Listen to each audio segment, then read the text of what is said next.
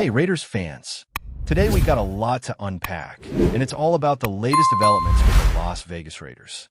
One of the most intriguing stories swirling around right now involves Tom Brady and his unique role with the team. As most of you know, Brady isn't just a broadcaster anymore. He's also a minority owner of the Raiders. That dual role has created a lot of buzz because it's not something you see every day in professional football. Typically, broadcasters can sit in on production meetings, talk to players and coaches, and get insight without any real conflicts of interest. Coaches and players are usually open with them because they know the information won't be used against their own team. But with Brady, it's different. Here's a guy who's not only one of the greatest quarterbacks to ever play the game, but now he also has a vested interest in the success of the Raiders. During the most recent game against the Los Angeles Chargers, Brady was reportedly in the coach's booth with a headset on, which led to speculation that he could be gaining valuable insights into the team's strategies. Naturally, that raised questions among fans and analysts alike. Is Brady actually feeding information back to the Raiders? Some former players who were part of the organization, including Antonio Pierce, have commented on how impactful Brady was when he was involved. Pierce mentioned that Brady's knowledge of the game, his ability to break down plays, and his understanding of player tendencies made him a significant asset. Even casual observations during practice or production meetings could provide tidbits that might help the Raiders in ways that go beyond what a normal coach or owner could offer. What makes this scenario particularly fascinating is the balance between transparency and caution. Pierce admitted that if he were in a similar situation, he'd be careful about what he shared because Brady isn't just any analyst. He's a football savant. The kind of information he absorbs and processes is on a different level. And if even a fraction of what he learns is passed back to the Raiders, it could subtly influence the team's preparation. The dynamic of having an elite player with that level of football IQ inside the organization is unprecedented, and it creates a scenario that the league hasn't really had to regulate in this exact way before. Despite the speculation, it's important to note that both current and former coaches have publicly denied that Brady has any day-to-day influence over game planning. Pete Carroll and Chip Kelly, for instance, have emphasized that their conversations with Brady are general football discussions, not strategic sessions that impact the Raiders' actual plays. Still, the discussion highlights an interesting tension in professional sports. How much advantage can or should a team gain from someone who straddles the line between insider knowledge and official team operations? Even if Brady were giving insights, it's fair to question the tangible impact. After all, the Raiders won only 4 games last season, suggesting that while insider knowledge is helpful, it doesn't automatically translate to success on the field. Shifting gears to another major development, the Raiders got some positive news on the injury front. Guard and center Jackson Powers-Johnson has returned to practice, which is a crucial boost for the offensive line. He's already been participating in practice wearing a red non-contact jersey, and now he's back fully, which implies he could soon be cleared for full participation. The offensive line has been one of the Raiders' weakest links recently, struggling to create running lanes and protect the quarterback effectively. Having Powers-Johnson back could significantly stabilize the unit, especially given his ability to control gaps and engage defenders on both sides of the line. His presence at center can directly impact the running game, allowing for more effective zone runs and giving the quarterback extra time in the pocket.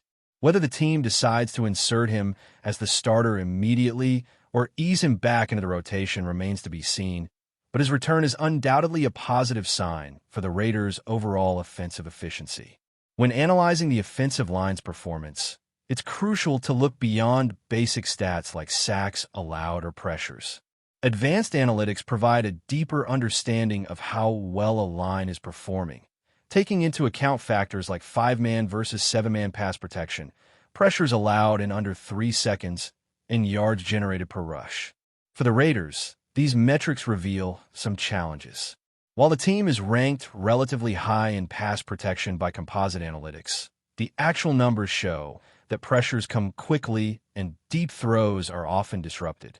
This helps explain why the team has struggled to create explosive plays and maintain a clean pocket for the quarterback. The Raiders often have to keep additional players into block, which limits their passing options and makes it harder to execute designed deep routes. Yards per rush, another key metric, also paints a concerning picture. Currently, the Raiders are generating minimal separation for their running backs, ranking near the bottom of the league in average yards gained before the runner is contacted. This emphasizes just how vital Powers Johnson's return could be. His ability to control the interior line and create lanes could help the Raiders generate more consistent gains, both in the run game and for play-action passing setups.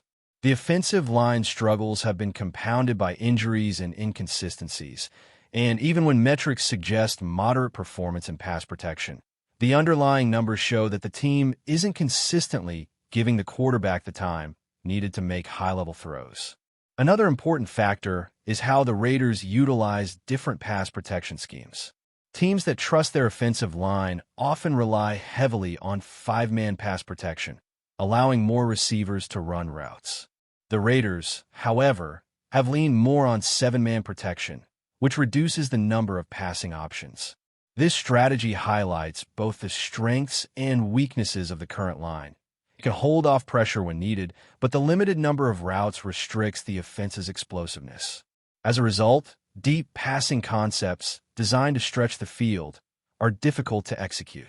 Even well-designed plays can fail if the quarterback doesn't have enough time to release the ball. All these factors combined underscore how fragile the Raiders' offensive efficiency can be. The offensive line's performance directly affects both the run game and the passing game, creating a ripple effect that impacts overall offensive production. Having a veteran presence like Powers Johnson, paired with strategic insights, even hypothetical ones from someone like Brady, could provide the marginal gains necessary to stabilize the unit. For fans and analysts alike, it's a combination of player health, coaching decisions, and subtle tactical advantages that will determine whether the Raiders can turn their potential into consistent results on the field. Looking further into the Raiders' offensive line situation, it becomes clear that the challenges aren't just about individual players. They're also about scheme and execution. The metrics show that the team often struggles to give the quarterback a clean pocket, which is a major factor in why deep throws have been limited. In the modern NFL, where timing and spacing are everything, having an offensive line that can consistently hold off pass rushers is critical. The Raiders, despite having some talented players, are finding that their line often doesn't hold up long enough to allow explosive plays to develop. This creates a cycle where the quarterback has to get the ball out faster, receivers have less time to get open, and the offense as a whole becomes more predictable. Even in plays that are designed to stretch the defense, the lack of protection limits what the Raiders can realistically attempt. Jackson Powers Johnson's return is significant in this context because he brings both skill and stability to the interior of the line. A center like him can dictate the way a defense is handled, making pre-snap adjustments and controlling the flow at the line of scrimmage. For run plays, his ability to engage defenders on either side opens up more lanes for the running back. On pass plays, he can provide the quarterback with critical extra seconds, which is often the difference between a completed deep throw and the disrupted play. In football, those seconds matter immensely.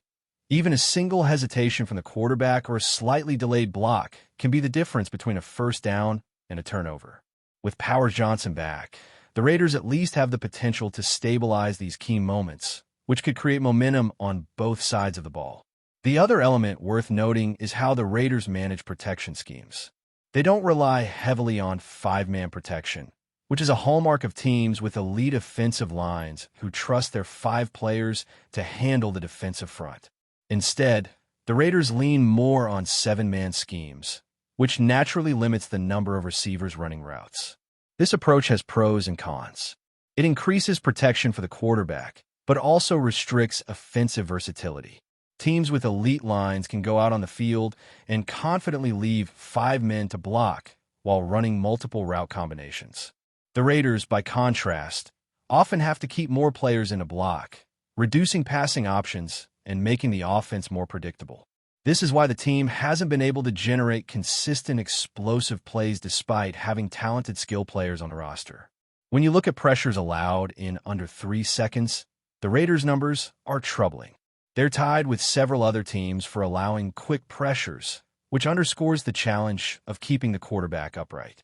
Fast pressure doesn't just disrupt throws, it also impacts decision-making, timing, and overall confidence. Even designed deep routes fail when the quarterback is rushed, which has been a recurring theme for the Raiders.